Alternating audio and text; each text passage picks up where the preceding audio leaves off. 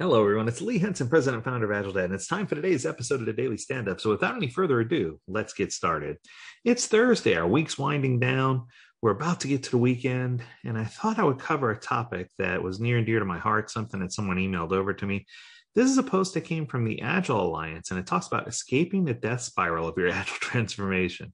Now, when I first read this, I was like, death spiral? You're being a little extreme, right?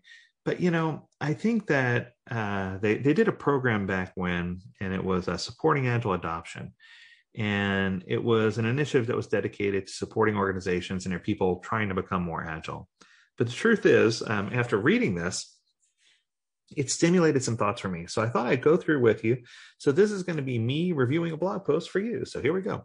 It says almost all of us have been or have seen agile transformations being disrupted by external factors. For example, a new strategy, a new CEO, a market disruption, or a pandemic can bring a halt to, or if you're lucky, accelerate your agile transformation. This is true.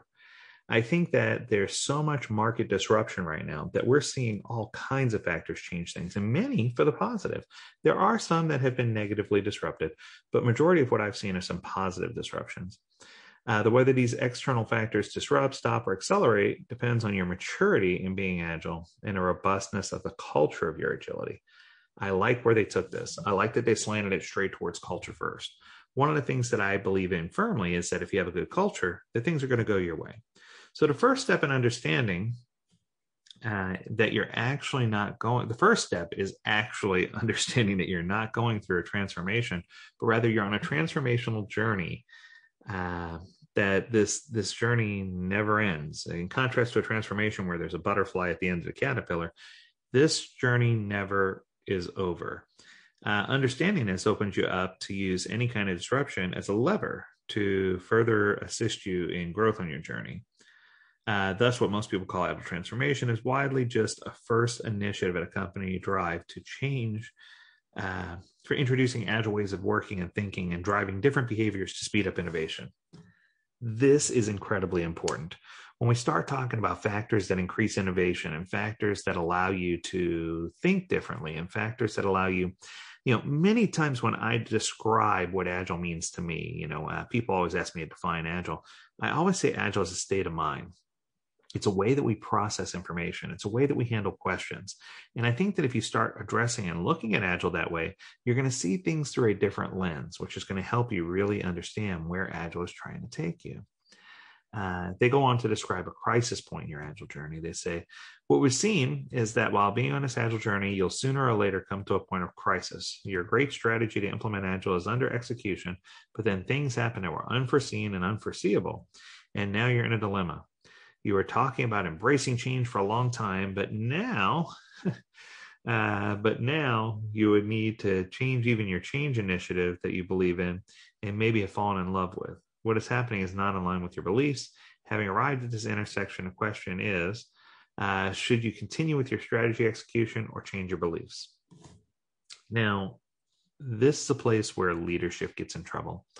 I think that sometimes without a clear, firm vision and strategy in place, and without a core understanding of strategically what direction you're trying to go in and what you're trying to do, that execution fails regardless. So I think that you need to have the strategy in place, and you need to stick to your beliefs, your structure, your culture, your personality. But it doesn't mean that there's not time for diversity, inclusion, and growth.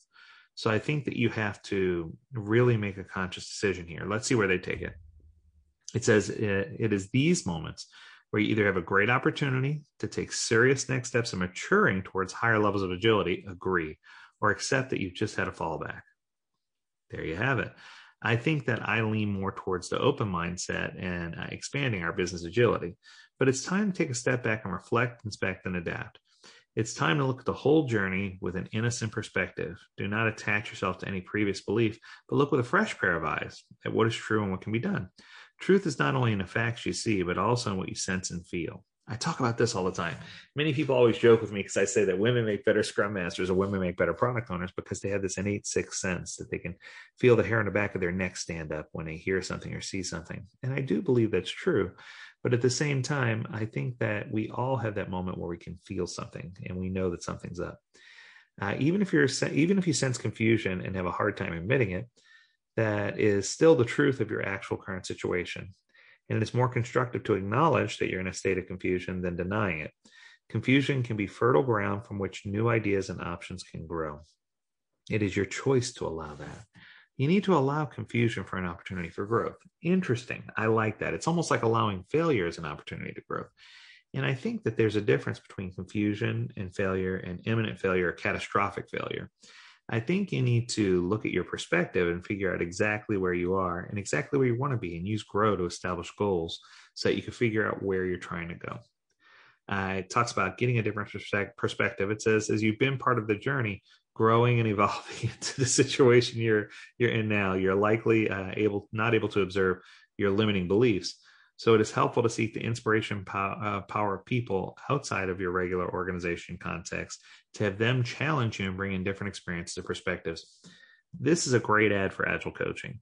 A lot of times I say that inside things look a certain way, but then when you bring someone in from the outside, they see things differently. An additional way of verifying and questioning some of your limiting beliefs is to run experiments. I like that idea too. This kind of probing can start with a mental experiment or with actual simulations that may or may not evolve into a real tangible change. There's tons of references you can go get for, these type of experiments you can run. I do a lot of these when I do my certification courses, simulation experiments. And what I can tell you is, for some people who are very technical at first, the first glance, they're like, oh, this is stupid. This is the most painful thing I have to do. But then once they actually do it, they're like, wow, I actually learned a lot about that, right? So there's tons of things that you can do to help you get to where you need to be, to where you need to be, right? I think the key is to step back, take a position of neutrality, look at everything, and accept feedback from the outside. Be a good listening board. When you look at all these things from a distance, you'll all see a couple of projections and hypotheses that reveal some limiting beliefs. You've got to take a look at yourself in the mirror and say, I'm willing to try experiments. I'm willing to learn. It's just, I need some direction and I need some course correction. And I think that when you put yourself in that position, that's where you're going to gain the greatest benefit. So I hope this information was useful to you. I hope that it took you in a direction. And I want to thank Jutta, Eric, and Hendrik from the people who posted this article for Agile Alliance. I thought it was a good idea. And I think that it helps you understand that you have to have the right mindset in order to be in the right place. So I love each and every one of you. I'm grateful you're here today. As always, we encourage you to tell your friends about the Daily Stand Up Podcast. The more subscribers we get, the more we can continue to do this. We're approaching fun episode number 250, so keep your eyes peeled. As always, we encourage you to stay healthy, stay well, stay agile, my friends. And until next time,